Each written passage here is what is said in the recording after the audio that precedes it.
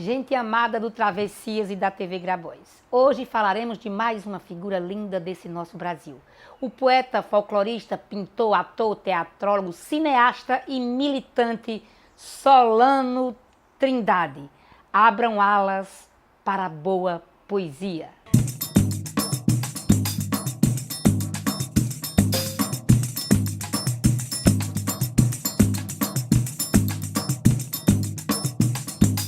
Em meio à década de 1930, em que a ascensão do nazifascismo determinava a superioridade dos brancos ocidentais em relação às demais raças oprimidos e perseguindo quem não se enquadrava nesse padrão, emerge no Nordeste do Brasil a figura de um poeta negro que ousou reivindicar os direitos de sua gente e encampar uma luta organizada pela igualdade racial e social, tendo a arte e a palavra como instrumentos para combater o racismo. Nascido em 24 de julho de 1908, no Recife, filho de um sapateiro e de uma quituteira, o poeta Francisco Solano Trindade trazia no sangue e na cor a mistura de raças que tanto caracteriza a nação brasileira. Pelo lado paterno, era descendente de branco e negro. Pelo lado materno, de negro e indígena. Desde cedo foi um apreciador da cultura popular, gosto herdado do pai, que costumava participar dos folguedos como o pastoril, o Bumba Meu Boi,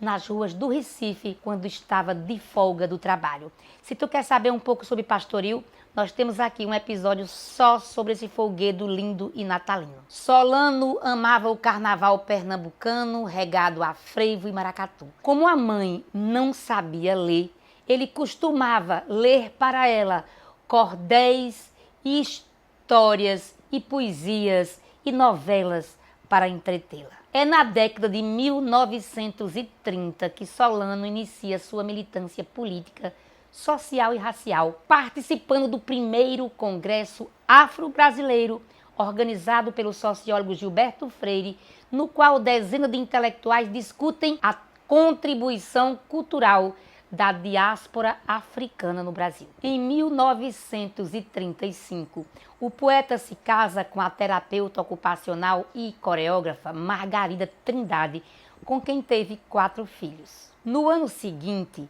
enquanto Hitler e suas hordas nazistas se fortalecem na Europa, Solano engrossa a resistência ao autoritarismo de extrema-direita no Brasil, ajudando a fundar a Frente Negra Pernambucana e o Centro de Cultura Afro-Brasileira, juntamente com o poeta Ascenso Ferreira, o pintor Barros e o escritor José Vicente Lima.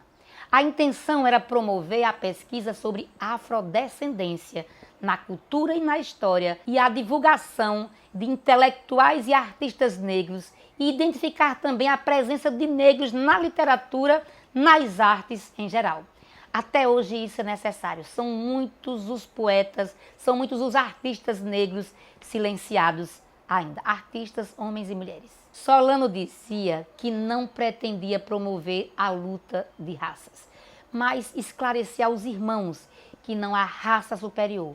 Só o desenvolvimento cultural distinguia umas pessoas das outras. Naquele mesmo ano, ele lança seu primeiro livro, Poemas Negros, que causou polêmica por trazer o mesmo título do livro do também poeta Jorge de Lima, publicado no mesmo ano. Muito importante isso, porque o Jorge tem uma obra importante, mas a voz de Solano, a voz negra de Solano, falando sobre sua raça, ela é de uma representatividade absurda. Em 1942, Solano fixa residência no Rio de Janeiro, depois de uma estada breve em Belo Horizonte e Pelotas, no Rio Grande do Sul, onde fundou grupos de arte popular. Na Cidade Maravilhosa, ele se integra a círculos literários e se aproxima de outros artistas afrodescendentes, com os quais funda o Comitê Democrático Afro-Brasileiro. Em Caxias, Solano adere formalmente ao Partido Comunista e passa a promover reuniões em sua casa. A sua consciência política e social, que transparece em seus escritos, começa a incomodar as autoridades. Em 1944, o lançamento do livro Poemas de uma Vida Simples, que trazia o atualíssimo Tem Gente com Fome, não agrada o Estado Novo de Getúlio Vargas. Solano Trindade, então, é perseguido e preso pela ditadura e o livro apreendido.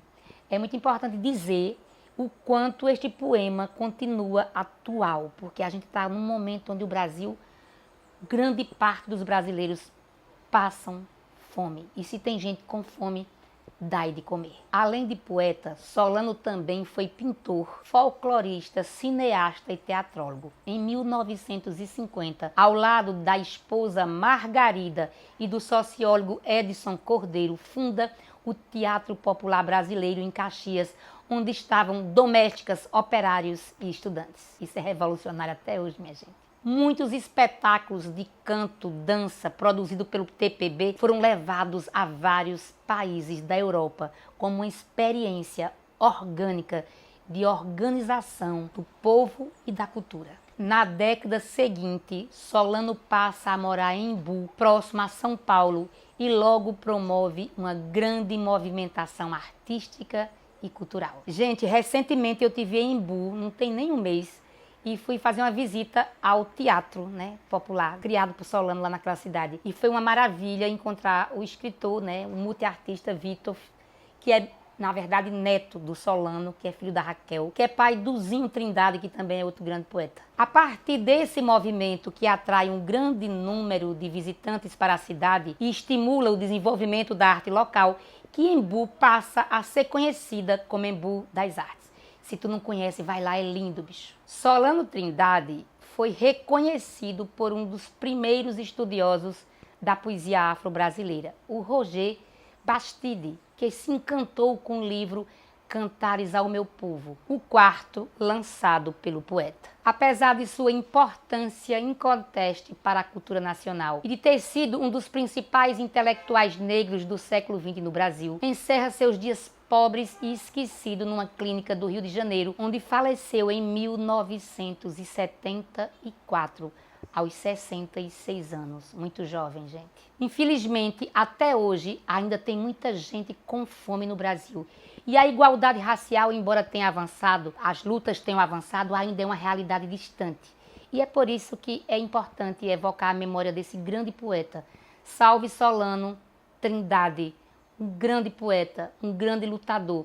Vou aqui terminar dizendo versos desse poeta que eu amo tanto. Gente, eu estou aqui com uma raridade, um livro de Solano, e tem a assinatura dele, eu guardo com o maior amor. 6 tempos de poesia. Tem aqui, ó, a assinatura do poeta. Fico bestinha. Vou dizer dele gravata colorida. Quando eu tiver bastante pão para os meus filhos, para minha amada, para meus amigos e para os meus vizinhos. Quando eu tiver livros para ler, então eu comprarei uma gravata colorida, larga, bonita e darei um laço perfeito. E ficarei mostrando a minha gravata colorida a todos os que gostam de gente engravatada. Gente querida, deixa teu like, teu joinha, deixa tua mensagem, curte o canal, se liga na gente toda sexta. Beijo!